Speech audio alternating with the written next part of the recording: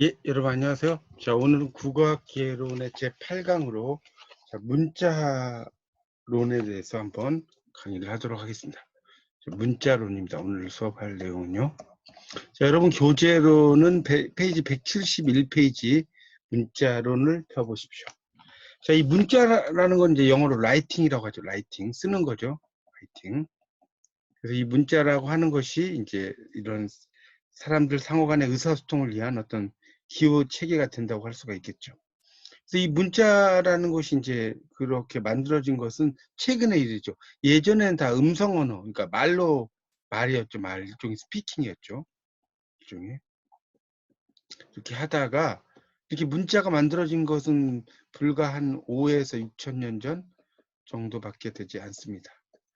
자, 그럼 이제 문자 이전에는 어떻게 했느냐? 171쪽이 나오죠. 자, 문자 이전에는 세 번째 줄에 보면 이제 막대기, 카운팅 스틱이라고 나왔죠. 막대기라든가 또는 이제 결승 문자.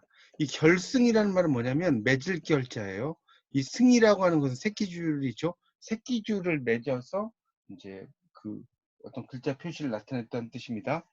또는 이제 조개 구슬이라든가 뭐 이런 것들을 가지고 글자를 의미했다 뭐 그런 얘기를 쭉 써놨습니다. 근데 이제 여기에도 한계가 있었겠죠. 자, 172쪽으로 넘겨보십시오. 172쪽. 그래서 이제 그러다가 172쪽을 넘겨보시면 이제 단어 문자라고 하는 게 나올 거예요. 172쪽에 페이지 2번 해가지고 단어 문자가 나왔죠. 이 단어 문자라고 하는 것은 이제 문자 하나하나가 이 단어 하나하나를 이제 대표한다는 거죠. 그러한 문자 체계를 이제 단어 문자라고 이야기한다고 할 수 있습니다. 문자가 이제 그 단어 하나하나를 대표해요. 그래서 이제 문자가 대표하는 것 중에 가장 큰 게 단어다라는 이야기를 써놨습니다. 그래서 이제 그 밑에 단락에 보면 단어 문자의 초기 모습이 이제 그림이었다는 거죠. 그림. 일종의 상형 문자라는 게 그 그림을 본떴다는 거 아니겠습니까? 그래서 이제 그런 의미고요. 그래서 이제 메소포타미아 지방의 수메르 문자, 나일강을 중심으로 한 이집트 문자, 중국의 한자, 뭐 이런 것들이 다 상형 문자다라고 볼 수가 있습니다.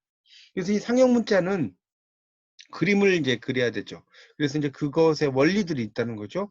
그 밑에 그 다음 단락에 넷째 줄에 보면 육서가 있어요. 그래서 상형. 이 상형은 모양을 본뜬다. 이건 여러분 생활한문 공부하실 때 다 배우셨죠. 그 다음에 지사. 이 지사는 추상적인 것을 드러낸다고 그랬죠. 추상적인 거. 예를 들어서 윗상자 같은 경우는 일사분면에 있는 이 모양을 윗상자죠. 아래하는 이렇게 되어 있는 걸 아래하자로 쓴 거죠. 자, 회의는 뭡니까? 뜻 플러스 뜻이죠. 회의라고 하는 것은 뜻 플러스 뜻이에요. 예를 들면 해 일자와 달 을자가 있죠. 해와 달이 만났으니까 밝겠죠. 밝을 명이 됩니다. 자, 그 다음에 이제 형성이라는 것은 음부분과 뜻부분이죠. 자, 이게 형성 부분입니다. 음부분과 뜻부분을 이제 이야기하죠. 예를 들어서 이제 우리가 마을 촌자 같은 걸 이렇게 이제 한자를 쓰죠. 자, 이렇게만 써도 이게 이제 그 뭡니까? 마대촌자 아닙니까? 촌이라는 의미 있는데 여기에 이제 이 말 나목자가 붙어서 마을 촌자가 되는 거죠. 자, 그 다음에 이제 전주와 가차가 있는데 전주라고 하는 것은 뜻이 여러 가지가 있는 거죠. 예를 들어서 이 글자가 이렇게 있으면 이게 뭡니까? 음악악도 되고 뭡니까? 좋아할 요도 되고 즐거울 낙도 되죠. 자, 이게 전주죠. 자, 가차라고 하는 건 뭡니까? 가차는 그런 어떤 음만 빌려오는 거죠. 음을 빌려오는. 그러니까 특히 이제 가차 같은 경우는 나라 이름이 상당히 많죠. 나라 이름이 대부분이 가차다. 그러니까 음을 빌려와서 쓰이는 거지. 그것을 이제 뭐 뜻을 가지고 해석을 하려고 하면 안 된다는 거죠.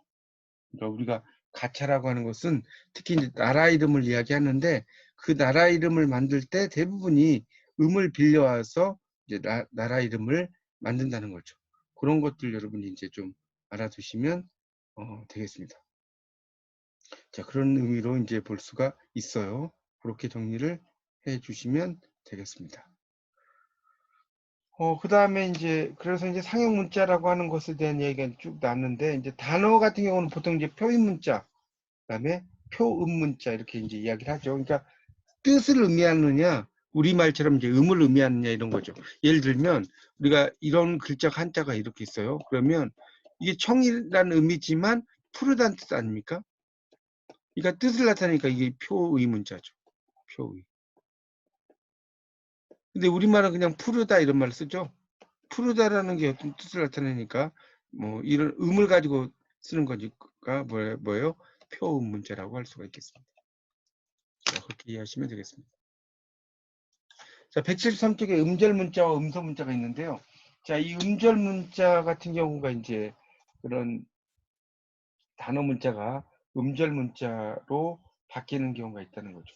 우리가 동이라고 하는 글자가 있죠. 거기 그 173쪽의 두 번째 단락 둘째 줄에 통이라는 음만 대표시키고 뜻에 관계없이 발음이 나타내는 곳이면 어디에나 이 글자를 쓴다면 음절 문자의 글자일 것이다. 음절 문자 글자 하나하나가 뜻과 관계없이 소리를 대표하되 그 소리의 단위가 음절인 즉 자음과 모음이 분리되지 않은 문자 체계 이걸 이야기한다. 그래서 표음 문자에는 음소 문자 그다음에 이런 게 있다. 운소 문자는 자모 문자라고 한다. 자음과 모음이라는 뜻이겠죠. 이렇게 이제 볼 수가 있겠죠.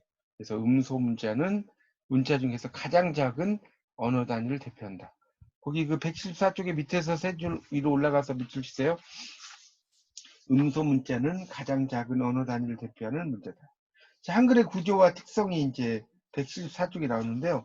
이 한글은 거기 175쪽에 보세요. 차자표기라고 나왔죠. 차자. 그러니까 글자를 빌려왔다는 거죠. 이 차자표기라는 것은 한자로 쓰면 빌릴 차자의 글자 자자죠. 빌린다는 거죠.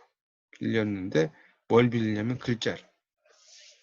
그래서 이제 음차와 훈차라고 하는 게 있죠. 우리가 이제 예전에 그 향가 표기를 할 때 이게 이제 훈차라는 말로 많이 쓰는데 훈이라고 하는 건 뜻입니다. 뜻. 음이라는 건 음이고요. 볼 수가 있겠습니다. 그래서 이제 그 밑에 나오죠. 그 다리보리, 인두, 다리보리라고 하는 것은 음차에 의한 차자표기다. 이렇죠. 다리보리 이렇게. 자, 한밭이라는 지명을 대전으로 표기해. 이것을 한밭으로 읽는 것은 한자의 뜻, 즉 훈 또는 석을 빌려온 것이다. 우리가 이제 뜻이라고 하는 것을 훈이라고도 하고요. 석이란 말로 써요. 그렇게 이해하시면 됩니다. 그다음 버드롯이라는 풀 이름을 유칠 이렇게 쓰기도 한다는 거죠. 버들 유자에 풀칠자를 쓴 거죠. 뭐 이런 식으로 이해하시면 되겠습니다. 자, 178쪽입니다. 그래서 이제 세종대왕이 이제 우리말이 없어서 그 훈민정을 만드셨다는 내용이 나오죠. 28자를 만들었다. 이야기 나오고요. 자음자의 제자 원리, 글자를 만드는 원리인데, 자, 거기 마지막 줄에 178쪽에 상형의 원리라고 나왔죠. 모양을 본다는 거죠. 179쪽입니다. 그래서 거기에 이제 보면 이제 그런 입모양이라든가 이런 걸 다 본떠서 만들게 됐다는 거죠.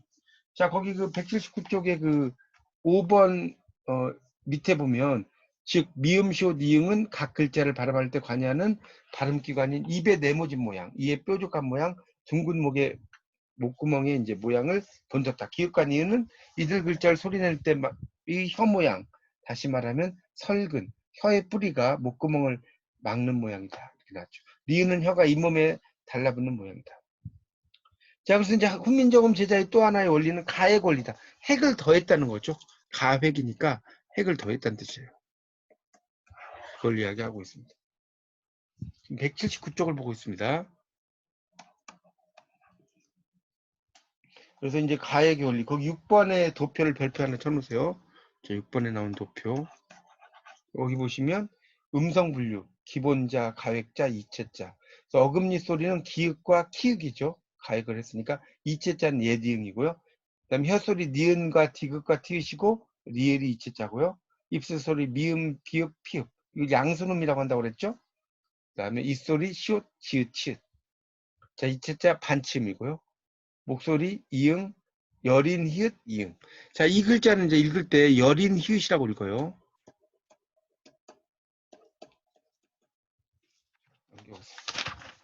그래서 이제 거기 이치자의 세 개를 동그라미 쳐놓으세요. 이게 시험에 되게 잘 나옵니다. 이치자 세 개.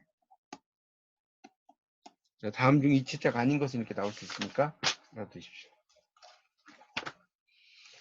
자, 180페이지에 이제 보면, 그래서 이제 그런 뭐, 그 거친 소리 뭐 이런 이야기 쭉 나오고요. 거기 이제 네 번째 줄에 보세요. 예디응은 아음. 이게 아자가 어금니 아자거든요.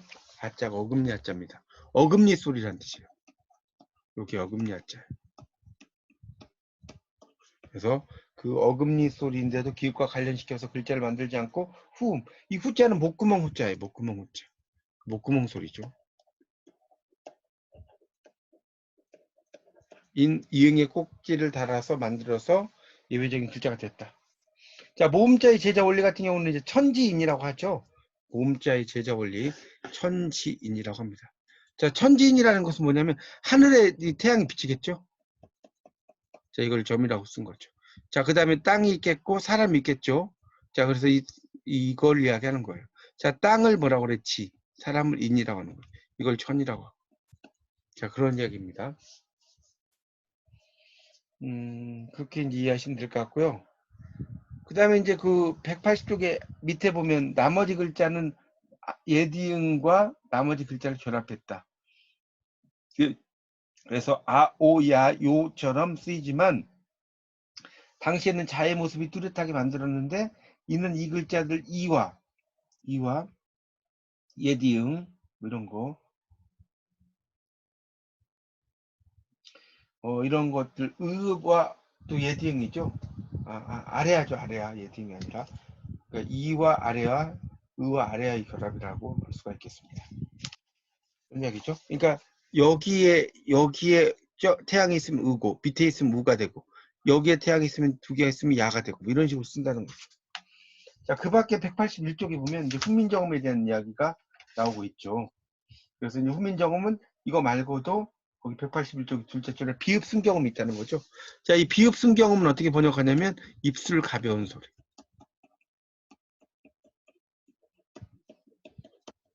이걸 이제 비읍순경음이라고 그래요.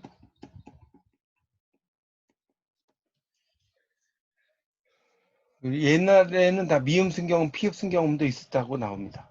자, 28자 이외의 글자로 이제 여러 가지가 있다고 이렇게 쭉 나오고 있죠. 같은 글자를 중복해 쓰는 걸 각자병수, 우리가 이제 그 각자병서와 합용병서가 있는데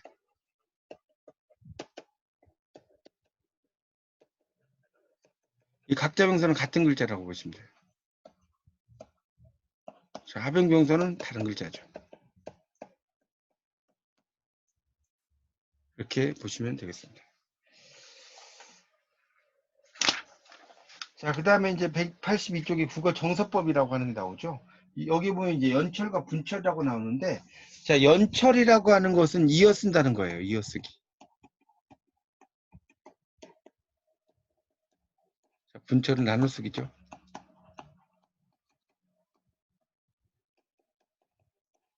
이렇게 이제 볼 수가 있겠죠. 자, 그래서 183쪽에 보면 이제 연철이라고 하는 게 나오죠. 연철.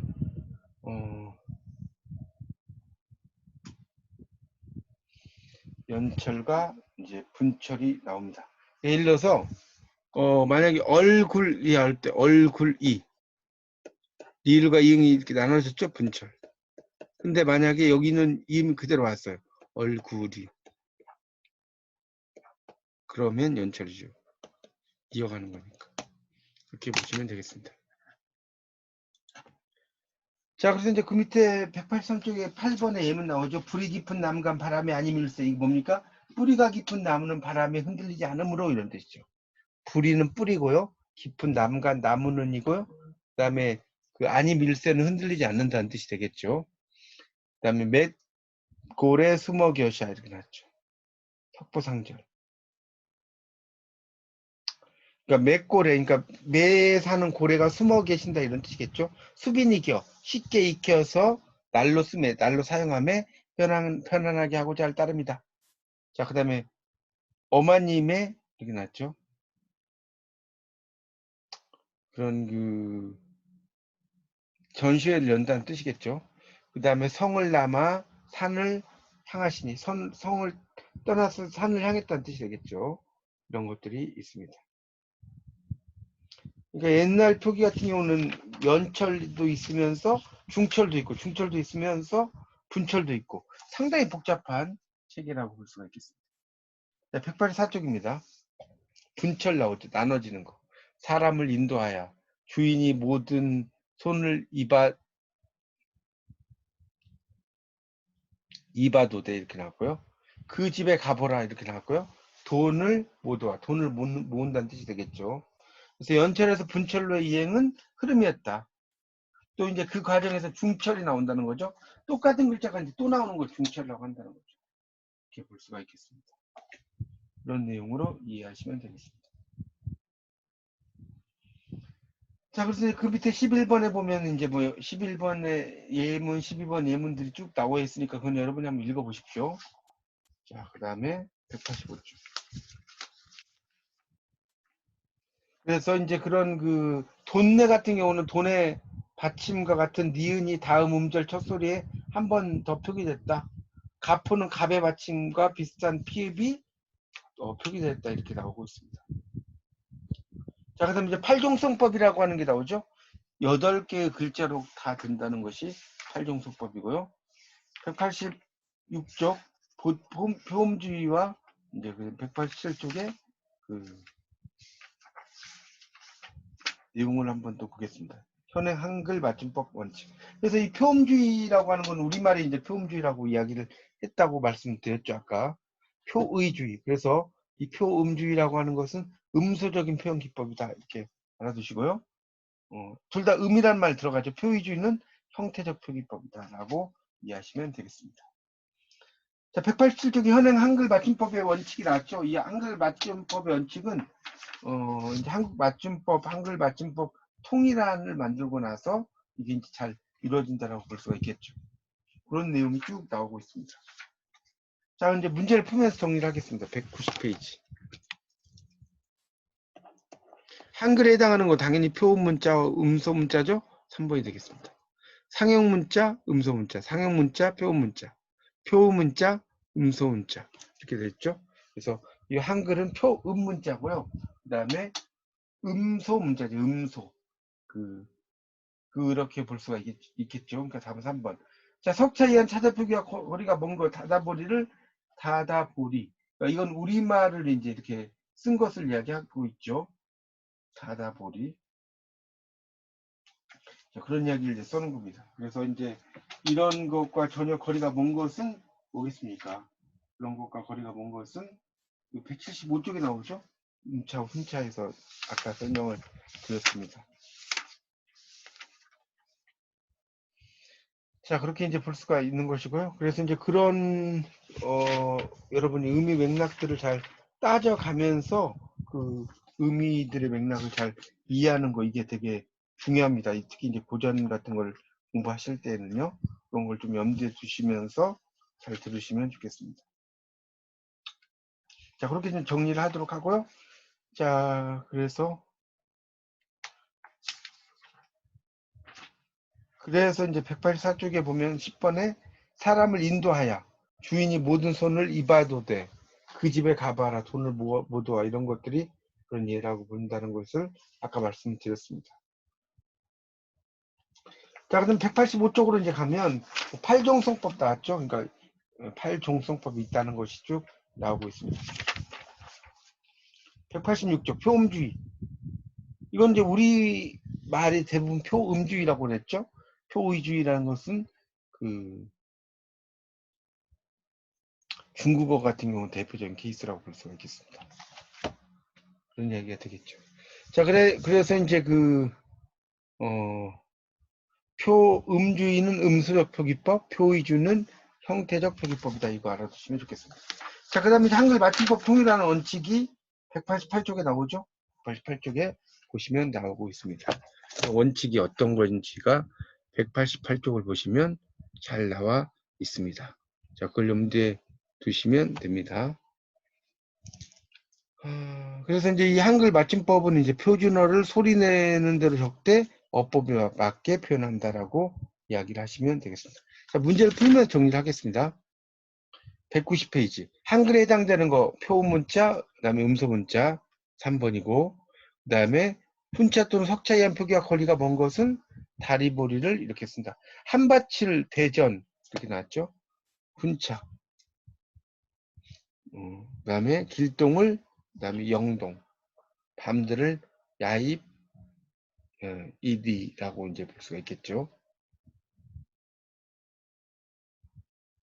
그래서 이제 그 답은 1번이 되겠습니다. 그러니까 이 석차에 의한 찾아표기, 다리보리를, 이거는 그냥 다리보리라고 하는 것을 한자로 그대로 이렇게 써놓은 거죠. 이것은 이렇게 이제 볼 수가 있겠습니다.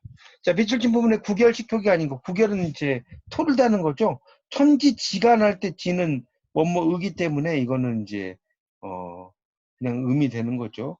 그다음 만물 중에 유인시 사람만이 뭐뭐다. 얘기죠. 자, 그 다음에 4번 훈민정음의 초성자 등 이체자가 아니면서 어금니 소리인 것은 그랬죠? 어금니 소리. 자, 이게 바로 옛 이응이죠. 옛 이응. 옛 이응이라고 하는 것이 대표적인 어금니 소리라고 이야기할 수가 있겠죠.